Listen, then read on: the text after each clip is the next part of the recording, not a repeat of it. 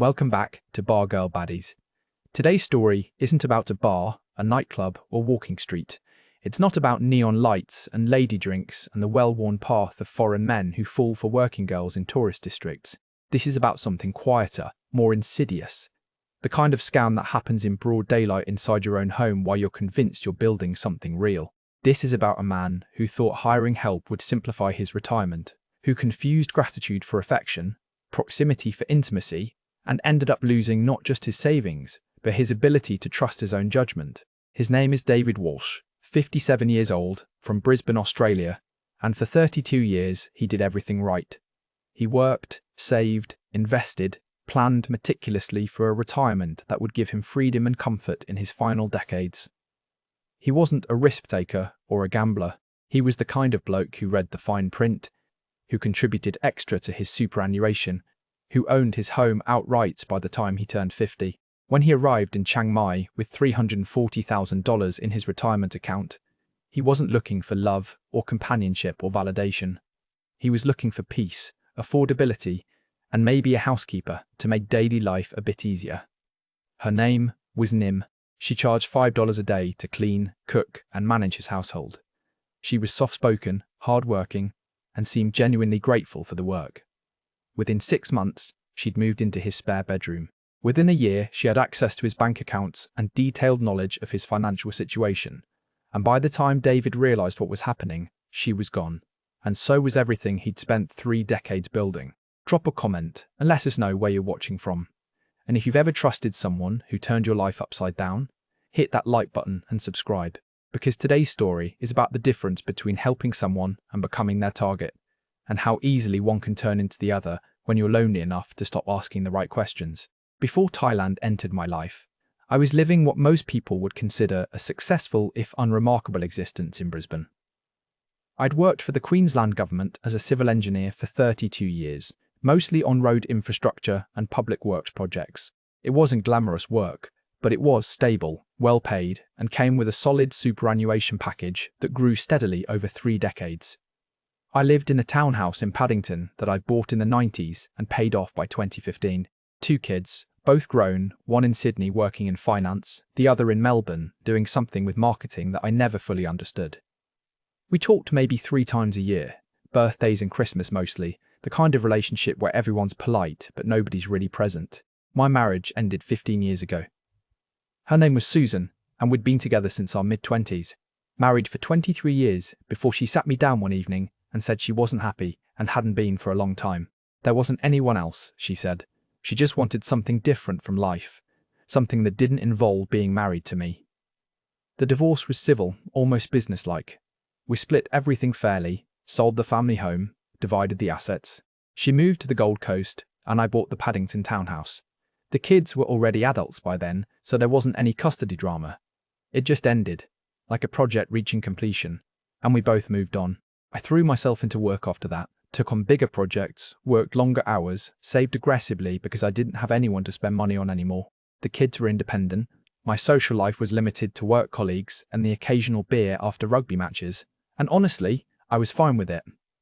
I wasn't lonely exactly, just alone. And there's a difference. Lonely implies you want something you don't have. I'd convinced myself I didn't want anything except a comfortable retirement where I could finally relax after decades of responsibility.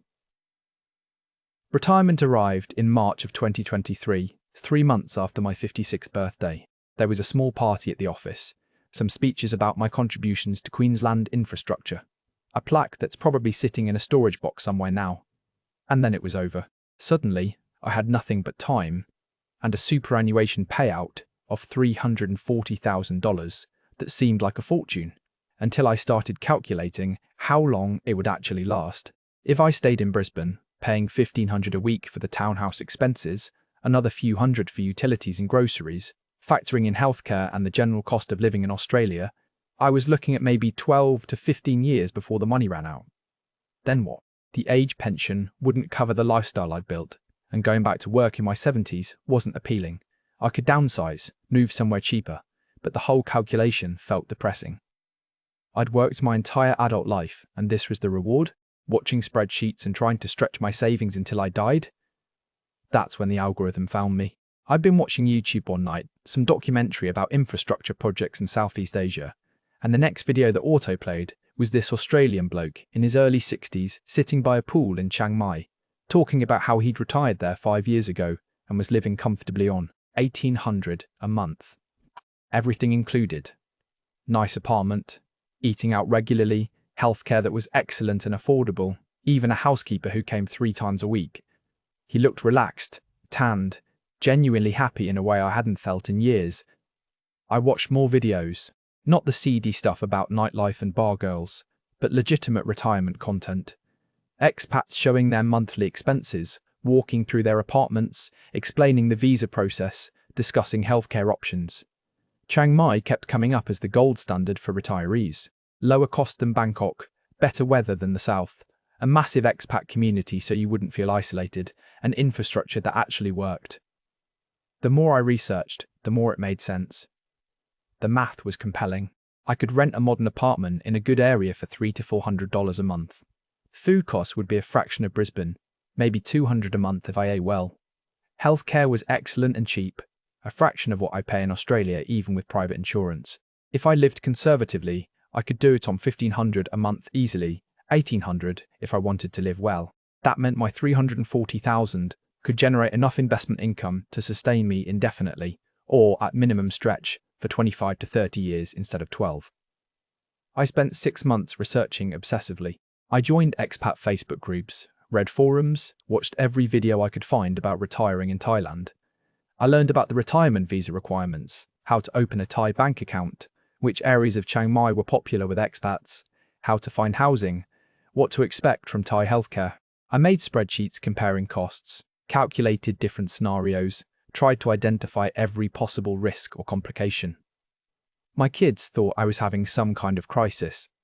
My son called it running away, said I was too old to be starting over in a foreign country.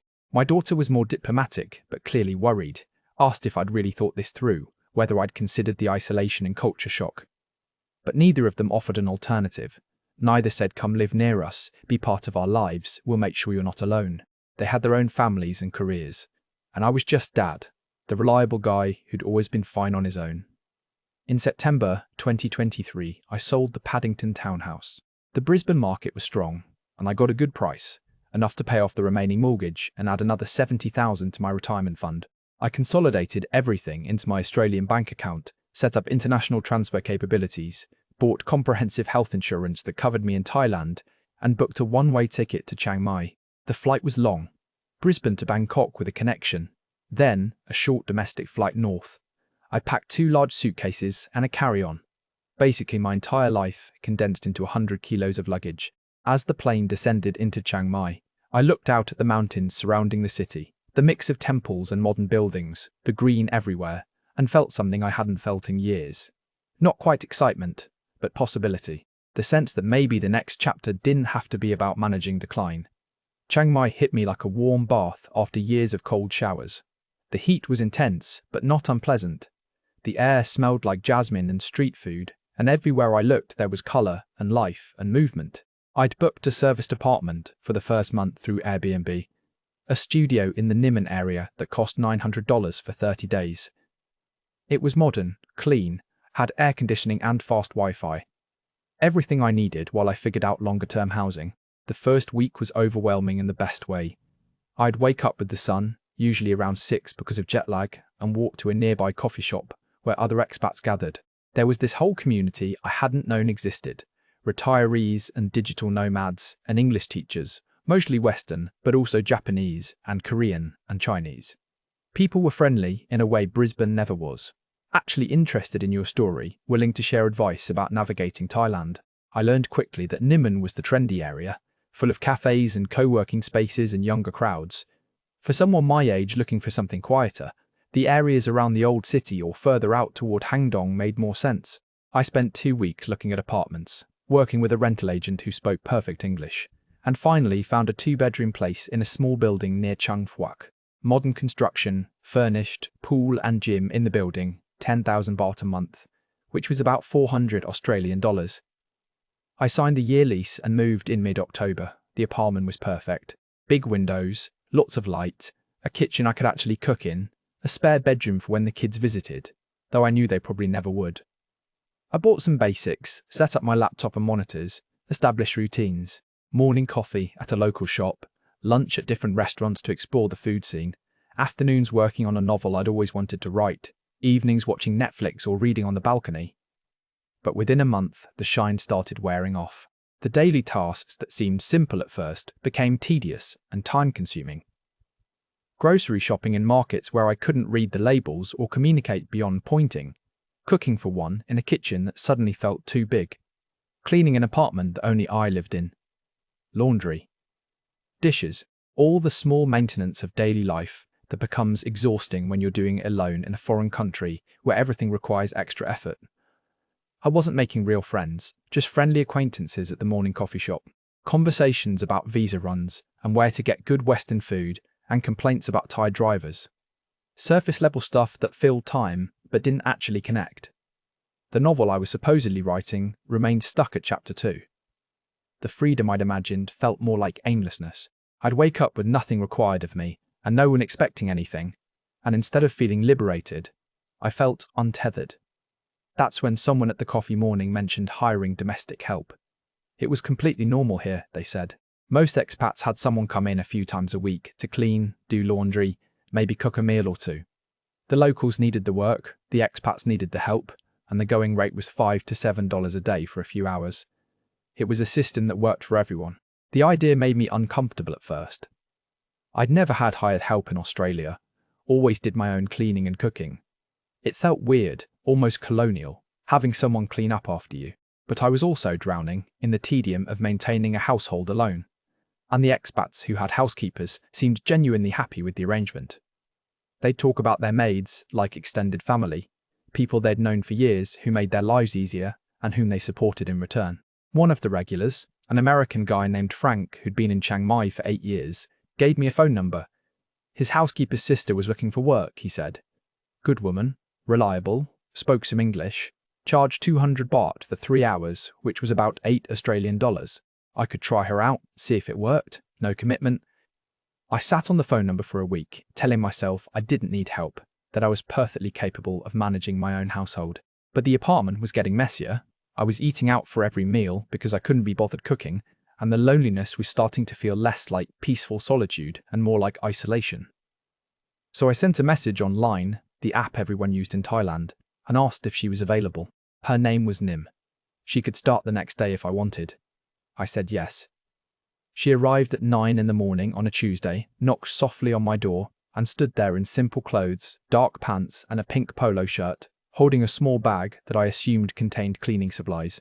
She was younger than I expected, maybe mid-30s, with long black hair tied back and a face that was pretty in an understated way. She smiled and said hello in careful English, and I invited her in, suddenly self-conscious about the state of my apartment. She spoke very little English, and I spoke no Thai, so we communicated through gestures and Google Translate on her phone. I showed her around the apartment, pointed to the cleaning supplies I'd bought, tried to explain what needed doing. She nodded and smiled, and got to work immediately, methodical and efficient. She cleaned the bathroom until it gleamed, organised my chaotic kitchen, did my laundry, even noticed my bedroom was a mess, and made the bed with hospital corners I hadn't seen since I was a kid. 3 hours later, my apartment looked better than it had since I moved in. She cooked lunch while cleaning, a simple Thai dish with rice and chicken and vegetables that smelled incredible. She showed me how to heat it up, wrote down the name in Thai so I could order it at restaurants, and then stood by the door waiting to be paid. I gave her 300 baht, about 50% more than her rate, because the work had been exceptional and I felt guilty paying someone $8 for 3 hours of labour. She looked surprised, tried to give some back, but I insisted. She smiled, pressed her hands together in a way, and said thank you in English. Then she was gone, and I was alone again in my immaculate apartment, eating the best home-cooked meal I'd had in months. She came back 2 days later. Then 3 days after that. Within 2 weeks, we'd established a pattern of twice a week, Tuesdays and Fridays, 3 hours each time. My apartment stayed clean, my fridge was stocked with ingredients I didn't know existed, and I was eating home-cooked Thai food that was better than any restaurant.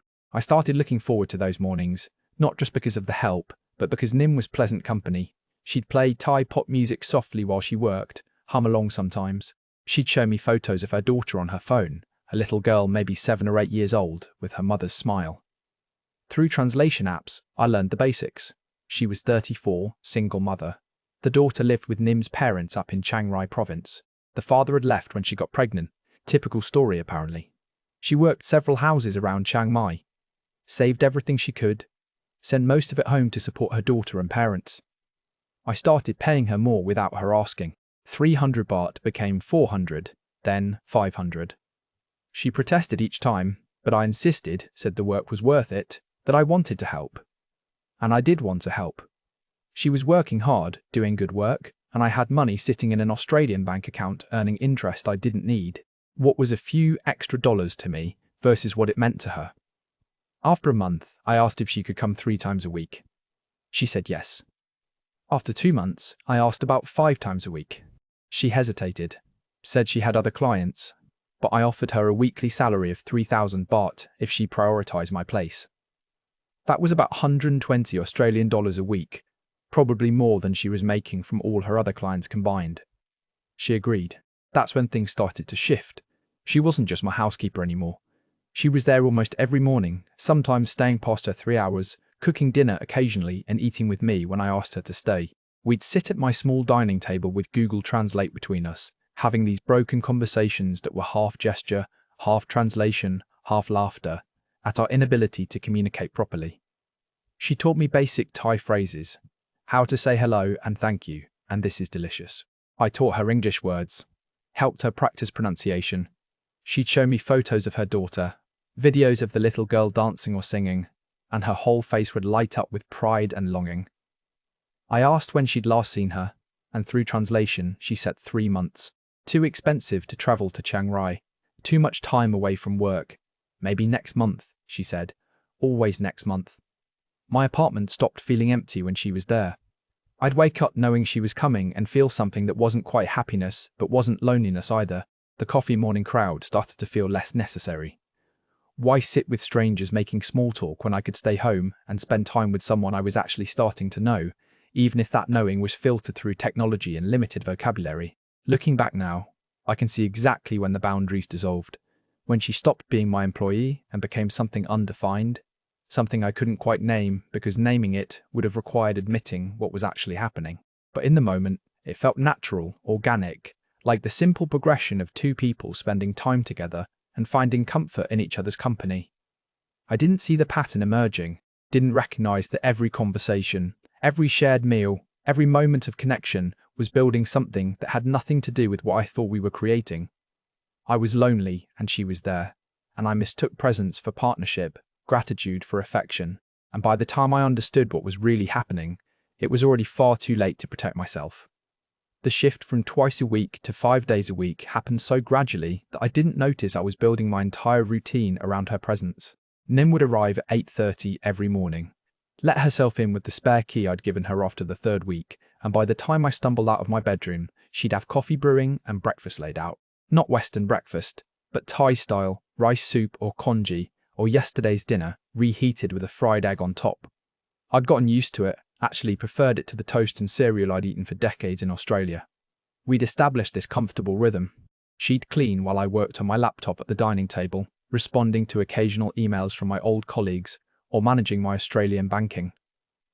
Around noon, she'd cook lunch, something simple but always delicious, and we'd eat together while watching Thai soap operas on my TV. I didn't understand a word, but she'd try to explain the plot through Google Translate, these overwrought stories of wealthy families and forbidden love and dramatic betrayals that made her laugh and gasp in equal measure. She started staying later without me asking. She'd finish her work by early afternoon, but then linger, asking if I needed anything else, if she should prep dinner, if I wanted her to go to the market for tomorrow's ingredients. I'd say yes because saying no meant being alone again, meant the apartment going quiet and empty the moment she left. So she'd stay until 5 or 6, sometimes later, and I'd pay her extra hours without discussing it, just handing her an envelope at the end of the week with 5 or 6,000 baht instead of 3. The coffee morning crowd noticed my absence and asked about it. I said I was working on my novel, needed focused time, but really I just didn't want to leave my apartment when Nim was there. Frank, the American who'd given me her number, pulled me aside one morning when I did show up and asked if everything was okay with the housekeeper situation. I said it was great, she was wonderful. Why? He just nodded slowly and said, "Be careful, mate. It's easy to get confused about what's actually happening when someone's in your space that much." I didn't understand what he meant, or didn't want to. Nim was my employee. I was paying her well. We'd developed a friendship, that was all. There was nothing inappropriate happening. She had her own life, her daughter, her family up north. I was just a client who appreciated good work and enjoyed her company. If I was paying her more than the going rate, that was my choice, my money to spend however I wanted. Then the requests started, small at first, almost apologetic in how they were presented.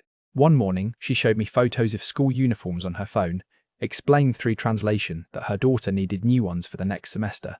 The cost was 5,000 baht, about 200 Australian dollars, and she was short because she'd sent extra money home the previous month when her father was sick. She wasn't asking me to pay for it, she said, just explaining why she seemed worried. But of course I offered. Of course, I transferred the money to her account that same day. The relief and gratitude on her face made me feel useful in a way I hadn't felt since retirement. 2 weeks later, her motorbike broke down. She arrived by Song Tayu, the shared pickup truck taxis, apologizing for being late, explaining that her bike needed repairs she couldn't afford right now. The repair would cost 8,000 baht, and without the bike she couldn't get to her other clients' houses, couldn't work efficiently. I didn't even hesitate. I gave her 10,000, told her to get whatever else the bike needed, make sure it was safe. She cried. Actually cried. Pressed her hands together in a way and said I was too kind, too generous, she didn't deserve such help. That moment should have been a red flag. Should have made me ask why a 34-year-old woman with multiple cleaning clients couldn't afford 8,000 baht for emergency repairs. Should have made me wonder about the other clients she mentioned, but never seemed to visit anymore. But instead, I felt proud. Felt like I was doing something meaningful, using my money for actual good, rather than just watching it accumulate in an Australian bank account. Her parents' roof started leaking during the rainy season. 12,000 baht to repair. Her daughter needed dental work. 15,000. Her phone broke, and she needed it for work, for translation, for communicating with clients. 8,000 for a new one. Each request came with photos, with apologetic explanations, with promises that this was the last time, that she hated asking, that she'd pay me back when she could. I never asked her to pay me back, never kept track of the amounts, just transferred the money whenever she needed it, because what was 40 or 50,000 baht to me? I was spending less than I'd budgeted anyway, living well below my means, and helping someone who genuinely needed it. The expat coffee crowd would have told me I was being scammed, would have said every bargirl and housekeeper in Thailand had a sick buffalo or a daughter who needed school fees. But Nim wasn't a bargirl, wasn't working in a bar or go-go club. She was a legitimate housekeeper, working in my home, and I'd seen the photos of her daughter, talked to her elderly parents through video calls Nim initiated. The need was real. The gratitude was real. I was just helping someone in a difficult situation, that's all. Then came the conversation that changed everything, though I didn't recognize it as a turning point until much later. We were eating dinner together, something that had become routine, when Nim said her landlord was raising her rent. She'd be living in a small room near Chiang Mai, sharing a bathroom with 3 other tenants, paying 3,000 baht a month. The landlord wanted 5,000, a ridiculous increase she couldn't justify, and she couldn't afford it. She'd been looking for cheaper places, but everything was either too far from work or too expensive, or both. She was telling me this as explanation for why she seemed stressed, not as a request. But I could see where it was heading, could feel the unasked question hanging between us. My apartment had 2 bedrooms. The second bedroom was completely unused except for storage, still had the furniture from when I'd moved in. She was here 8 to 10 hours a day anyway, cooking all the meals, managing the household. It would actually make things more efficient if she lived here, wouldn't it? She could start earlier, stay later, we wouldn't have to coordinate schedules. I'm not sure which of us suggested it first, or if it just emerged naturally from the conversation.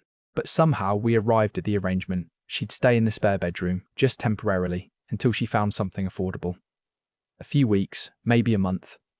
She'd continue doing all the housework, continue cooking, it wouldn't be any trouble at all. I'd still pay her weekly salary, and this would just be a side benefit, a way to help her save money while she figured things out. I told myself it made practical sense. Told myself it was a generous gesture from someone with space to spare to someone who needed it. Didn't acknowledge that inviting your housekeeper to live with you crossed a line that couldn't be uncrossed, turned an employer-employee relationship into something far more complicated. She moved in the next weekend, arriving with 2 plastic bags of belongings and a cheap suitcase. That was it. Her entire life fit into 3 pieces of luggage. She set up the spare bedroom simply, hung a few clothes in the closet, put photos of her daughter on the nightstand, apologized for intruding on my space. I told her not to be silly, that the room was just sitting empty anyway, that it was nice to have someone else in the apartment. And it was nice. That's the part one remember most clearly, how nice it felt to not be alone, to wake up and hear someone else moving around the kitchen, to come home from the rare evening out and find lights on and music playing softly and the smell of cooking. Nim maintained professional boundaries initially, stayed in her room most of the time when she wasn't working, asked permission before using anything. But gradually, inevitably, those boundaries eroded. She started joining me for evening TV, watching. Started sitting on the couch instead of standing in the kitchen. Started making suggestions about what we should have for dinner, using we instead of you when talking about meals and groceries. We became domestic in a way that I hadn't experienced since my marriage ended. Maybe hadn't experienced even then, since Susan and I had lived more like roommates than partners for years before the divorce. The weekly salary became a monthly one. 15,000 baht, about 600 Australian dollars, plus I covered all the household expenses, the food and utilities and internet. She stopped mentioning looking for her own place. I stopped expecting her to leave. The few weeks turned into a month, then 2, then 6. My apartment stopped being mine and became ours in some undefined way, neither of us explicitly acknowledged. The coffee morning crowd definitely noticed. The questions started carefully. How's the living situation working out? Is your housekeeper still staying with you? You know that's not really normal, right? I'd brush them off, say it was temporary, that it made things easier, that there was nothing weird about it. But their expressions said they didn't believe me, that they'd seen this story play out before and knew exactly where it was heading. Frank tried to have a serious conversation with me one morning, said he wasn't judging but wanted me to be careful, that the line between helping someone and being used was thinner than I thought. Asked if Nim had started asking for money yet. Said, that's how it always began. Small requests, family emergencies, always something that seemed legitimate. I got defensive. Said Nim was different, that our situation wasn't like whatever stereotype he was projecting, that I knew what I was doing. He just shrugged and said he hoped I was right, but he wasn't wrong about the requests. They continued. Escalated. Nim's mother needed cataract surgery. 40,000 baht. Her daughter needed a new school uniform, books for the semester, tutoring because she was falling behind. 30,000. Her father's motorcycle died and he needed it for work. 25,000. The amounts got larger and my resistance got smaller because saying no felt cruel, felt like punishing someone for circumstances beyond their control. I justified it by doing the math. I was spending maybe 25,000 baht a month on living expenses, another 15 on Nim's salary, and even with her occasional requests, I was still well under budget compared to living in Brisbane.